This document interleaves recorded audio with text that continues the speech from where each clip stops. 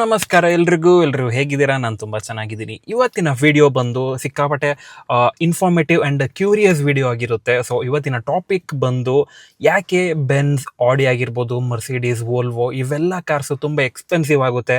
ವೆರಾಸ್ ನಮ್ಮ ಟಾಟಾ, ಮಹೀಂದ್ರ ಆಗಿರ್ಬೋದು, local Indian built brands ಏನಿದೆ ಇಲ್ಲೇ ಮ್ಯಾನುಫ್ಯಾಕ್ಚರಿಂಗ್ ಆಗೋದು ಏನಕ್ಕೆ ಅಷ್ಟು ಕಮ್ಮಿಗೆ ಸಿಗುತ್ತೆ ನಮಗೆ. ಫಾರ್ ಎಕ್ಸಾಂಪಲ್ ಒಂದು XUV700 ಅಥವಾ ಟಾಟಾ ಸಫಾರಿ ತೊಗೊಂಡ್ರೆ ನೀವು around 25 to 30 lakh or 33 lakh ಒಳಗಡೆ ನಿಮಗೆ ಟಾಪ್ ಎಂಡ್ ಸಿಗುತ್ತೆ.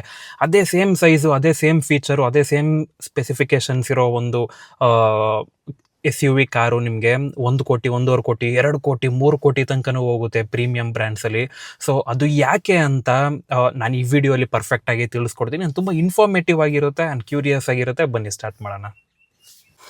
ಫಸ್ಟು ಬಂದು ಇಂಜಿನಿಯರಿಂಗ್ ಆ್ಯಂಡ್ ಟೆಕ್ನಾಲಜಿ ತುಂಬ ಮೇಜರ್ ಡಿಫ್ರೆನ್ಸ್ ಆ್ಯಂಡ್ ತುಂಬ ಫಸ್ಟು ಬಂದು ಇಂಜಿನಿಯರಿಂಗ್ ಆ್ಯಂಡ್ ಟೆಕ್ನಾಲಜಿ ತುಂಬ ಮೇಜರ್ ಡಿಫ್ರೆನ್ಸ್ ಇರುತ್ತೆ. ಲೈಕ್ ಜರ್ಮನ್ ಬ್ರ್ಯಾಂಡ್ಸ್ ನೋಡಿದ್ರೆ ನೀವು ಆ್ಯಂಡ್ ಇಂಡಿಯನ್ ಬ್ರ್ಯಾಂಡ್ಸ್ದು ನೋಡಿದ್ರೆ ತುಂಬ ಇನ್ವೆಸ್ಟ್ ಮಾಡ್ತಾರೆ R&D ಮೇಲೆ, ಇಂಜಿನಿಯರಿಂಗ್ ಮೇಲೆ. ಫಾರ್ ಎಕ್ಸಾಂಪಲ್ ಇಂಜಿನ್ಸ್ ಆಗಿರ್ಬೋದು, ಎಲೆಕ್ಟ್ರಿಕಲ್ ಐಟಮ್ಸ್ ಆಗಿರ್ಬೋದು, ಸೆನ್ಸರ್ಸ್ ಆಗಿರ್ಬೋದು, ಸಸ್ಪೆನ್ಷನ್ಸ್ ಆಗಿರ್ಬೋದು, ತುಂಬ ಒಳ್ಳೆ ಕ್ವಾಲಿಟಿ, ಒಳ್ಳೆ ಇಂಜಿನ್, ತುಂಬ ಲೈಫ್ ಬರೋ ಅಂಥದ್ದು ಪ್ರೀಮಿಯಮ್ ಆಗಿರೋ ಇಂಜಿನ್ಸು, ಸಸ್ಪೆನ್ಷನ್ಸ್ ಇದೆಲ್ಲನೂ ಯೂಸ್ ಮಾಡ್ತಾರೆ. ವೆರಾಸ್ ಮಹೀಂದ್ರ, ಟಾಟಾ ಆಗಿರ್ಬೋದು ಆ್ಯಂಡ್ ಇಲ್ಲೇ ಲೋಕಲಾಗಿ ಮ್ಯಾನುಫ್ಯಾಕ್ಚರ್ ಆಗೋ ಕಾರ್ಸು ನಿಮಗೆ ಬಜೆಟ್ ಫ್ರೆಂಡ್ಲಿ ಇರುತ್ತೆ ಆದಷ್ಟು. ಲೈಕ್ ಇಂಡಿಯನ್ ರೋಡ್ಸಿಗೆ ಸೆಟ್ ಆಗುವಂಥದ್ದು. ನಿಮಗೂ ಇಲ್ಲೂ ಟರ್ಬೋ ಚಾರ್ಜ್ಡ್ ಇಂಜಿನ್ಸೇ ಬರುತ್ತೆ, ಬಟ್ ಆ ಲೆವೆಲ್ ಕ್ವಾಲಿಟಿ ಬರಲ್ಲ ನಿಮಗೆ. ಫಾರ್ ಎಕ್ಸಾಂಪಲ್ ನಿಮಗೆ ಬೇಗ ನಾಯ್ಸ್ ಬರುತ್ತೆ ಟಾಟಾ ಆಗಿರ್ಬೋದು, ಮಹೀಂದ್ರ ಆಗಿರ್ಬೋದು ಇಂಜಿನ್ಸು. ಬಟ್ ನೀವು ವೋಕ್ಸ್ ವ್ಯಾಗನ್ನು, ಸ್ಕೋಡಾ ಆಗಿರ್ಬೋದು, ಆಡಿ, ಬೆನ್ಸ್ ಇವೆಲ್ಲ ನೋಡಿ ನಿಮಗೆ ಅಷ್ಟು ಇಂಜಿನ್ ಸೌಂಡ್ ಬರೋದಿಲ್ಲ. ತುಂಬ ಸ್ಮೂತ್ ಪರ್ಫಾರ್ಮೆನ್ಸ್ ಇರುತ್ತೆ ಆ್ಯಂಡ್ ರಿಫೈನ್ಡ್ ಇಂಜಿನ್ ಆಗಿರುತ್ತೆ. ಆ್ಯಂಡ್ ಸಸ್ಪೆನ್ಷನ್ಸ್ ಕೂಡ ಅಷ್ಟೇ ತುಂಬಾ ಇರುತ್ತೆ. ಸೊ ಅವರು ಮೇಜರಾಗಿ ಇಂಜಿನ್ಸ್ ಮತ್ತು ಇದೆಲ್ಲದ್ರ ಮೇಲೆ ಸಿಕ್ಕಾಪಟ್ಟೆ ಇನ್ವೆಸ್ಟ್ ಮಾಡ್ತಾರೆ. R&D ಆಗಿರ್ಬೋದು, ಅವ್ರು ಅದ್ರ ಮೇಲೇ ಮಾಡ್ತಾರೆ. ಆ್ಯಂಡ್ ನೀವು ನೋಡ್ತಿದ್ರೆ ನೀವು ಲೈಕ್ ಫಸ್ಟ್ ಬ್ಯಾಚ್ ಏನು ಪ್ರೊಡಕ್ಷನ್ ಆಗುತ್ತೆ ಅವೆಲ್ಲನೂ ತುಂಬ ಡಿಫೆಕ್ಟ್ಸ್ ಇರುತ್ತೆ. ತುಂಬ ಜನ ಹೇಳ್ತಾರೆ ಫಸ್ಟ್ ಬ್ಯಾಚ್ ಏನು ಪ್ರೊಡಕ್ಷನ್ ಆಗುತ್ತೆ ಅದನ್ನು ತೊಗೋಬೇಡಿ ಅಂತ. ಯಾಕೆ ಅಂದರೆ ನಮ್ಮ ಇಂಡಿಯನ್ ಬ್ರ್ಯಾಂಡ್ಸ್ದು ಸ್ವಲ್ಪ R&D ಕಮ್ಮಿ ಇರುತ್ತೆ. ಲೈಕ್ ಸುಮ್ಮನೆ ಮಾಸ್ ಪ್ರೊಡಕ್ಷನಲ್ಲಿ ಮಾಡೋಣ ಅಂತ ಹೋಗ್ತಾರೆ. ಬಟ್ ಇವಾಗ ಇಂಪ್ರೂವ್ ಆಗ್ತಾ ಇದೆ. ಮಹೀಂದ್ರ ಇಂಜಿನಿಯರಿಂಗ್ ಆಗಿರ್ಬೋದು, ಟೆಕ್ನಾಲಜಿ ಆಗಿರ್ಬೋದು, ಟಾಟಾನು ಆಗಿರ್ಬೋದು, ತುಂಬ ಇಂಪ್ರೂವ್ ಆಗ್ತಾ ಇದೆ. ಬಟ್ ಪ್ರೀವಿಯಸ್ಲಿ ಹೆಂಗಿತ್ತು ಅಂದರೆ ಸುಮ್ಮನೆ ಮಾಸ್ ಪ್ರೊಡಕ್ಷನ್ ಮಾಡೋದು, ಲೈಕ್ ಜಸ್ಟ್ ಫೀಚರ್ಸ್ ಕೊಟ್ಟು ಆಮೇಲೆ ತುಂಬ ಡಿಫೆಕ್ಟ್ಸ್ ಬರೋದು, ಕಂಪ್ಲೇಂಟ್ಸ್ ಬರೋದು, ಇವೆಲ್ಲ ಆಗ್ತಾ ಇತ್ತು. ಇಂಜಿನ್ ಅಷ್ಟು ಬಾಳಿಕೆ ಬರ್ತಾ ಇರಲಿಲ್ಲ ನಿಮಗೆ ಕಂಪ್ಯಾರಿಟಿವ್ಲಿ. ಟೊಯೋಟಾ ಎಲ್ಲ ನೋಡಿದ್ರೆ ನೀವು 3 ಲಕ್ಷ, 4 ಲಕ್ಷ, 5 ಲಕ್ಷ ತನಕ ಎಲ್ಲ ಬರುತ್ತೆ, ನಿಮಗೆ ಏನೂ ಆಗಲ್ಲ. ಬಟ್ ಇಂಡಿಯನ್ ಬ್ರ್ಯಾಂಡ್ಸ್ದು ಬಜೆಟ್ ಫ್ರೆಂಡ್ಲಿ ಇರೋದ್ರಿಂದ ಆ ಬಜೆಟ್ ತಕ್ಕಂಗೆ ಮಾಡಿರ್ತಾರೆ. ಸೊ R&D ಮೇಲೆ ಮೈನ್ ಇನ್ವೆಸ್ಟ್ಮೆಂಟ್ ಮಾಡಿರ್ತಾರೆ ಫಸ್ಟು ಫಾರಿನ್ ಬ್ರ್ಯಾಂಡ್ಸು.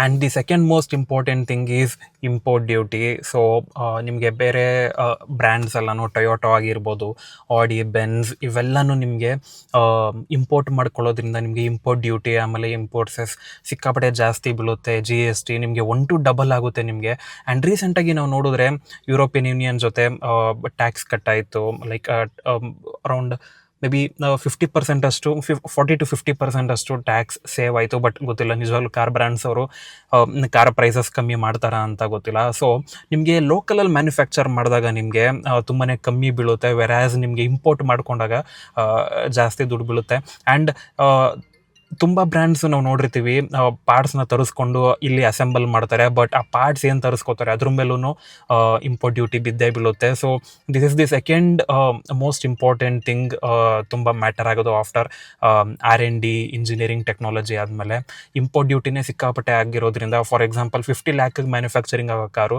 ಇಂಡಿಯಾಗೆ ಬಂದು ಕಸ್ಟಮರ್ಗೆ ರೀಚ್ ಆಗೋ ಅಷ್ಟರೊಳಗೆ 1 crore, 1.2 crore ಈ ಥರ ರೀಚ್ ಆಗಿರುತ್ತೆ. ಸೊ ಇದು ಒಂದು ಮೇಜರ್ ಸೆಟ್ ಬ್ಯಾಕ್ ಅಂತಲೇ ಹೇಳ್ಬೋದು ನಮ್ಮ ಇಂಡಿಯನ್ಸ್ಗೆ. ಲಕ್ಸುರಿ ಕಾರ್ ಯಾರ್ಯಾರು ಡ್ರೀಮ್ ಮಾಡ್ದಿರ್ತಾರೆ, ಯಾರ್ಯಾರು ತೊಗೋಬೇಕಂತ ಇರ್ತಾರೆ, ಅವ್ರಿಗೊಂದು ಇದೊಂದು ಸೆಟ್ ಬ್ಯಾಕ್ ಅಂತಲೇ ಹೇಳ್ಬೋದು. And third most important thing is material and interior quality. ನಿಮಗೆ ಲಕ್ಸುರಿ ಕಾರ್ ಅಂದ ತಕ್ಷಣ ನಿಮಗೆ ಆಚೆ ಮತ್ತು ಹೊರಗಡೆಯಿಂದ ನೋಡಿದ ತಕ್ಷಣವೇ ಆ ಪ್ರೀಮಿಯಂ ಫೀಲ್ ಬಂದ್ಬಿಡುತ್ತೆ comparative to locally built cars. ನಮ್ಮ ಇಂಡಿಯನ್ ಕಾರ್ಸ್ ಏನಿರುತ್ತೆ ನಿಮಗೆ ಆ ಪ್ರೀಮಿಯಂ ಫೀಲ್ ಬಂದ್ಬಿಡುತ್ತೆ. ಬಟ್ ಇವಾಗ ಆದಷ್ಟು ಕಾನ್ಸಂಟ್ರೇಟ್ ಮಾಡ್ತಾ ಇದ್ದಾರೆ ಇಂಟೀರಿಯರ್ಸ್ ಮೇಲೆ. ಆ್ಯಂಡ್ ಪ್ಲಾಸ್ಟಿಕ್ ಕ್ವಾಲಿಟಿ ಆಗಿರ್ಬೋದು, ಎಕ್ಸ್ಟೀರಿಯರ್ ಕ್ವಾಲಿಟಿ ಆಗಿರ್ಬೋದು, ಹೆಡ್ಲೈಟ್ಸ್ ಆಗಿರ್ಬೋದು. ಫಾರ್ ಎಕ್ಸಾಂಪಲ್ ನೀವು ಒಂದು ಹೆಡ್ಲೈಟ್ ನೀವು ಇಂಡಿಯನ್ ಕಾರ್ದು ತೊಗೊಂಡ್ರೆ ನಿಮಗೆ ಅರೌಂಡ್ 30,000 to 40,000 ಅಷ್ಟಾಗ್ಬೋದು. ನಾನು ಎಕ್ಸಾಕ್ಟ್ ಹೇಳ್ತಾ ಇಲ್ಲ, depending on the brand car ಎಷ್ಟಾದ್ರೂ. ಬಟ್ ಅದೇ ನೀವು ಲಕ್ಸುರಿ ಕಾರ್ಗೆ ಹೋದರೆ ಅದೇ 1.5-2 ಲಕ್ಷ, 3 ಲಕ್ಷ, 5 ಲಕ್ಷ ತನಕನೂ ಆಗುತ್ತೆ ನಿಮಗೆ, ಎಷ್ಟಾದರೂ ಆಗುತ್ತೆ ನಿಮಗೆ. ಸೊ ಆ ಥರ ಡಿಫರ್ ಆಗುತ್ತೆ ನಿಮಗೆ. ಆ್ಯಂಡ್ ಇಂಟೀರಿಯರ್ ಕ್ವಾಲಿಟಿನೂ ಅಷ್ಟೇ, ನಿಮಗೆ ಒಳಗಡೆ ಎಲ್ಲ ಆಲ್ಮೋಸ್ಟ್ ಫುಲ್ ಪ್ಲಾಸ್ಟಿಕ್ಕೇ ಹಾಕಿರ್ತಾರೆ. ಆ್ಯಂಡ್ ಒಳ್ಳೆ ಡ್ಯೂರೇಬಲ್, ಒಳ್ಳೆ ಕಾಸ್ಟ್ಲಿ ಪ್ಲಾಸ್ಟಿಕ್ ಇರಲ್ಲ, ಅದು ಇಂಡಿಯನ್ ಬ್ರ್ಯಾಂಡ್ಸಲ್ಲಿ ನಿಮಗೆ ಕಾಸ್ಟ್ ಕಟ್ಟಿಂಗ್ ಮಾಡಿರ್ತಾರೆ. ಸೊ ನಿಮಗೆ ಲಕ್ಸುರಿ ಇದರಲ್ಲಿ, ನಿಮಗೆ ಲಕ್ಸುರಿ ಕಾರ್ಸಲ್ಲಿ ನಿಮಗೆ ಅಷ್ಟು ಪ್ಲಾಸ್ಟಿಕ್ಕೇ ಯೂಸ್ ಮಾಡಿರಲ್ಲ. ಒಳಗಡೆ ಎಲ್ಲ ಬರೀ ಸಾಫ್ಟ್ ಟಚ್ ಇರುತ್ತೆ. ಹಾಗೆ ಆ್ಯಂಬಿಯನ್ಸ್ ಲೈಟ್ ಆಗಿರ್ಬೋದು, ಸ್ಕ್ರೀನ್ಸ್ ಆಗಿರ್ಬೋದು, ಟಚ್ ಆಗಿರ್ಬೋದು, ಪ್ರತಿಯೊಂದೂ ಒಳ್ಳೆ ಪ್ರೀಮಿಯಮ್ ಡಿಸೈನ್ ಆ್ಯಂಡ್ ಕ್ವಾಲಿಟಿ ಇರುತ್ತೆ. ಸೊ ಇಲ್ಲೂ ಅಷ್ಟೇ ಮೇಜರ್ ಇದಾಗುತ್ತೆ. ಕಾರ್ ಬ್ರ್ಯಾಂಡ್ಸ್, ಇಂಡಿಯನ್ ಮ್ಯಾನುಫ್ಯಾಕ್ಚರಿಂಗ್ ಮಾಡೋರು ತುಂಬ ಅಂದರೆ ತುಂಬಾ ಕಾಸ್ಟ್ ಕಟ್ಟಿಂಗ್ ಮಾಡ್ತಾರೆ. ಲೋ ಕ್ವಾಲಿಟಿ ಪ್ಲಾಸ್ಟಿಕ್ಸ್ ಹಾಕೋದು, ಬೇಗ ಅದು ಹಾಳಾಗುತ್ತೆ, ಅದು ಕಲರ್ ಫೇಡ್ ಆಗುತ್ತೆ, ಈ ಥರ ಎಲ್ಲ ಆಗುತ್ತೆ. ಆ್ಯಂಡ್ ಲೆದರ್ ಸೀಟ್ಸ್ ಕೂಡ ಅಷ್ಟೇ ತುಂಬ ಹೈ ಕ್ವಾಲಿಟಿ, ಅಂದರೆ ಹೈ ಕ್ವಾಲಿಟಿ ಲೆದರ್ ಹಾಕ್ತಾರೆ ನಿಮಗೆ. ಆ ಸೀಟ್ಸ್ ಅರೌಂಡ್ 5 lakhs ಆಗ್ಬೋದು ನಿಮಗೆ ಪ್ರೀಮಿಯಮ್ ಕಾರ್ಸಲ್ಲಿ ನಿಮಗೆ. ಬಟ್ ಇಲ್ಲಿ ನಿಮಗೆ 40,000 to 50,000 ನಿಮಗೆ ಲೆದರ್ ಸೀಟ್ಸ್ ಬಂದ್ಬಿಡುತ್ತೆ. And it is not high quality leather, medium quality leather ಹಾಕ್ತಾರೆ, ಬೇಗ ಸೆಲ್ ಆಗಲಿ, ಇಂಪ್ರೆಸ್ ಮಾಡಬೇಕು ಕಸ್ಟಮರ್ಸ್ನ ಅಂತ. So interior quality and materials ಮೇಲೂ ತುಂಬ ಡಿಪೆಂಡ್ ಆಗುತ್ತೆ ಪ್ರೈಸ್ ರೇಂಜು. ನಿಮಗೆ ಏನಕ್ಕೆ ಒಂದು XUV 700 33 lakhsಗೆ ಇಂಡಿಯಾದಲ್ಲಿ ಸಿಗೋದು, ನಿಮಗೆ ಅದೇ ಡೈಮೆನ್ಷನ್, ಅದೇ ಸ್ಪೆಸಿಫಿಕೇಷನ್ ಫೀಚರ್ಸ್ ಇರೋ ಕಾರು, ನಿಮಗೆ ಅದೇ ಇಂಜಿನ್ನು, ಟರ್ಬೋಚಾರ್ಜ್ ಇಂಜಿನ್ನು ಆಡಿ ಬೆನ್ಸ್ದಾದರೆ ನಿಮಗೆ 2 ಕೋಟಿ ತನಕ ಹೋಗುತ್ತೆ. ಅಂದರೆ ಇದೇ ಮೇನ್ ಕಾರಣ. ಇಂಡಿಯಾದಲ್ಲಿ ಕಾಸ್ಟ್ ಕಟ್ಟಿಂಗ್ ಮಾಡ್ತಾರೆ ಅವರು, ಆದಷ್ಟು ಪ್ರೀಮಿಯಮ್ ಆಗ್ತಾರೆ. ಆ್ಯಂಡ್ ಮೇಯ್ನಾಗಿ ಬ್ರ್ಯಾಂಡ್ ವ್ಯಾಲ್ಯೂ. ಇವಾಗ ನಿಮಗೆ ರಿಯಲ್ಮಿ ಫೋನು ಇದೆ, ಬೇರೆ ಇನ್ಯಾವ ಬ್ರ್ಯಾಂಡ್ ಇದೆ, ವಿವೋ ಇದೆ, ಒಪ್ಪೋ ಇದೆ, ಈ ಥರ ಎಲ್ಲನೂ ಇದೆ.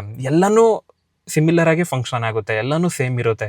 GB ಆಗಿರ್ಬೋದು, ಆಪ್ರೇಟಿಂಗ್ ಸಿಸ್ಟಮ್ ಆಗಿರ್ಬೋದು, ಪ್ರತಿಯೊಂದೂ ಸೇಮ್ ಇರುತ್ತೆ. ಟಚ್ ಆ್ಯಂಡ್ ಫೀಲ್ ಆಗಿರ್ಬೋದು. ಬಟ್ ಐಫೋನ್ಗೆ 2 ಲಕ್ಷ ತನಕನೂ ಇರುತ್ತೆ, 2.5 ಲಕ್ಷ ತನಕನೂ ಇರುತ್ತೆ. ಏನಕ್ಕೆ ಅಂದರೆ ಬ್ರ್ಯಾಂಡ್ ವ್ಯಾಲ್ಯೂ. ನೀವು ಐಫೋನ್ನ 20,000 ರೂಪಾಯಿಗೆ ಮಾರಿದ್ರೆ ಯಾರೂ ತೊಗೊಳ್ಳಲ್ಲ, ಅದಕ್ಕೆ ವ್ಯಾಲ್ಯೂನೂ ಇರಲ್ಲ. ಇನ್ಫ್ಯಾಕ್ಟ್ ನಿಮಗೆ 50,000ಗೆ ಮ್ಯಾನುಫ್ಯಾಕ್ಚರಿಂಗ್ ಆದ್ರೂ ಐಫೋನು, ಇನ್ ಕೇಸು ನೀವು ಅದನ್ನು 50,000ಗೆ ಮಾರಿದ್ರೆ ಅದಕ್ಕೆ ವ್ಯಾಲ್ಯೂ ಇಲ್ಲ. 1.5 ಲಕ್ಷಕ್ಕೆ ಮಾರಿದ್ರೇ ವ್ಯಾಲ್ಯೂ. ಜನ ಜಾಸ್ತಿ ಇದ್ರೇ ಅದಕ್ಕೆ, ಜಾಸ್ತಿ ಬೆಲೆ ಇದ್ರೇ ಅದಕ್ಕೆ ಮರ್ಯಾದೆ ಅಂತಲೇ ಹೇಳ್ಬೋದು. ಹಾಗೆ ಕಾರ್ಸ್ ಕೂಡ ಅಷ್ಟೇ. ನಿಮಗೆ 50 ಲ್ಯಾಕಿಗೆ ಮ್ಯಾನುಫ್ಯಾಕ್ಚರಿಂಗ್ ಆಗಿರೋ ಕಾರ್ 50 ಲ್ಯಾಕಿಗೆ ಮಾರಿದ್ರೆ ಅದಕ್ಕೆ ಬೆಲೆ ಇಲ್ಲ. ಅದು ಬೆನ್ಸ್ ಅನ್ಸ್ಕೊಳ್ಳಲ್ಲ, ಅದು ಆಡಿ ಅನ್ಸ್ಕೊಳ್ಳಲ್ಲ. ಅದು ನೀವು 1.5-2 ಕೋಟಿಗೆ ಮಾರಿದ್ರೇ ಅದು ಬೆಲೆ. ಈಸಿಯಾಗಿ ಸಾಮಾನ್ಯ ಜನರಿಗೆ ರೀಚ್ ಆಗಬಾರ್ದು, ಅದೇ ಲಕ್ಸುರಿ ಬ್ರ್ಯಾಂಡ್ಗಳ ಉದ್ದೇಶ. ಸೊ ಇದು ಥರ್ಡ್ ಮೋಸ್ಟ್ ಇಂಪಾರ್ಟೆಂಟ್ ಅಂತ ಹೇಳ್ಬೋದು, material quality and interior. And the last important thing is maintenance. Okay, luxury cars ಅಂದ್ರೆ ಮೇಂಟೆನೆನ್ಸು. ಲಕ್ಸುರಿ ಕಾರ್ ಎಷ್ಟು ನಾವು ದುಡ್ಡು ಕೊಟ್ಟು ತೊಗೋತೀವೋ ಅದು ಸೆಕೆಂಡ್ ಹ್ಯಾಂಡ್ ಬಂದಾಗ ಯೂಸ್ ಆಗ್ತಾ ಅಷ್ಟೇ ಡಿಪ್ರಿಸಿಯೇಟ್ ಆಗುತ್ತೆ. ಯಾಕಂದರೆ ಸೆಕೆಂಡ್ ಹ್ಯಾಂಡ್ ಲಕ್ಸುರಿ ಕಾರ್ಸ್ ಯಾರು ಅಷ್ಟು ಪ್ರಿಫರ್ ಮಾಡಲ್ಲ. ಓಕೆನಾ. ಆ್ಯಂಡ್ ಅದ್ರ ವ್ಯಾಲ್ಯೂ ಕೂಡ ಕಮ್ಮಿ ಆಗುತ್ತೆ. ಸೊ ಮೇಂಟೆನೆನ್ಸ್ ನಿಮಗೆ ಇವಾಗ for example Indian brands car ಆದರೆ ನಿಮಗೆ ಇಯರ್ಲಿ ಮೇಂಟೆನೆನ್ಸ್ ನಿಮಗೆ ಕಮ್ಮಿ ಇರುತ್ತೆ. ಇಯರ್ಲಿ ಸರ್ವಿಸ್ ಆಗಿರ್ಬೋದು. ಆ್ಯಂಡ್ ಇನ್ಶೂರೆನ್ಸ್ ಎಷ್ಟು ಎಕ್ಸ್ಪೆನ್ಸಿವ್ ಇರುತ್ತೆ ಹೇಳಿ ಒಂದು ಲಕ್ಸುರಿ ಕಾರ್ಗೆ. 1 ಕೋಟಿ ಕಾರ್ಗೆ ನಿಮಗೆ ಅರೌಂಡ್ 2 lakhs 3 lakhs ತನಕನೂ ಬರುತ್ತೆ ಇನ್ಶೂರೆನ್ಸ್. ಅದೇ ನಿಮಗೆ ನಾರ್ಮಲ್ ನಮ್ಮ XUV 700 ಆಗಿರ್ಬೋದು, ಇದಕ್ಕೆಲ್ಲ ನಿಮಗೆ ಅರೌಂಡ್ ಒಂದು 20,000 30,000 ಪರ್ ಇಯರ್ ಬರ್ಬೋದು ನಿಮಗೆ own damage. So maintenance is very difficult. Service ಆಗಿರ್ಬೋದು, ಪಾರ್ಟ್ಸ್ ಏನಾದ್ರು ರೀಪ್ಲೇಸ್ಮೆಂಟ್ ಆಗಬೇಕು ಅಂದರೆ ನಿಮಗೆ ಪಾರ್ಟ್ಸ್ ಅಷ್ಟು ಈಸಿಯಾಗಿ ಕೂಡ ಸಿಗಲ್ಲ. ನಿಮಗೆಲ್ಲನೂ ಇಂಪೋರ್ಟೆಡ್ ಪಾರ್ಟ್ಸೇ ಆಗಿರುತ್ತೆ, ಯಾವುದು ಮ್ಯಾನುಫ್ಯಾಕ್ಚರಿಂಗ್ ಇಲ್ಲ ಇಲ್ಲಿ ಲಕ್ಸುರಿ ಬ್ರ್ಯಾಂಡ್ಸು. ಸೊ ಅದನ್ನ ಇಂಪೋರ್ಟ್ ಮಾಡಿಸ್ಕೊಳ್ಳೋದ್ರಿಂದ ಎಕ್ಸ್ಟ್ರಾ ಡ್ಯೂಟಿ ಕೂಡ ಪೇ ಮಾಡಬೇಕಾಗುತ್ತೆ, ಎಕ್ಸ್ಟ್ರಾ ಟ್ಯಾಕ್ಸಸ್ ಬೀಳುತ್ತೆ. ಸೊ ಮೇಂಟೆನೆನ್ಸ್ ಅಷ್ಟು ಈಸಿ ಅಲ್ಲ. ಸೊ ಇದಕ್ಕೋಸ್ಕರನೇ ಆ ಬ್ರ್ಯಾಂಡ್ ವ್ಯಾಲ್ಯೂ ಆಗಿರ್ಬೋದು, maintenance, technology, engineering, material quality ಇದೆಲ್ಲನೂ ಡಿಪೆಂಡ್ ಆಗಿ ನಿಮಗೆ ಒಂದು ಈಸಿಯಾಗಿ 30 lakhs ಸಿಗೋ ಒಳ್ಳೆ ಇಂಡಿಯನ್ ಬ್ರ್ಯಾಂಡ್ ಕಾರು ನಿಮಗೆ 2 crores ತನಕ ಹೋಗುತ್ತೆ. The only main reason is quality and brand value. ಇದಕ್ಕೋಸ್ಕರನೇ ಸೊ ಏನಕ್ಕೆ ಲಕ್ಸುರಿ ಕಾರ್ಸ್ ಅಷ್ಟು ಎಕ್ಸ್ಪೆನ್ಸಿವ್, ಅದೇ ಇಂಡಿಯನ್ ಕಾರ್ಸ್ ಅಷ್ಟು ಅಫೋರ್ಡೆಬಲ್ ಇರುತ್ತೆ ಅನ್ನೋದಕ್ಕೆ ಇದೇ ಕಾರಣ. ಹೋಪ್ಫುಲಿ ನಿಮಗೆ ಈ ವಿಡಿಯೋ ಇಷ್ಟ ಆಯಿತು ಅಂತ ತಿಳ್ಕೊತೀನಿ. ನಾನು ತುಂಬ ಇನ್ಫಾರ್ಮೇಟಿವ್ ಆಗಿತ್ತು ಅಂತಲೂ ತಿಳ್ಕೊತೀನಿ. Thank you so much. Take care. Bye.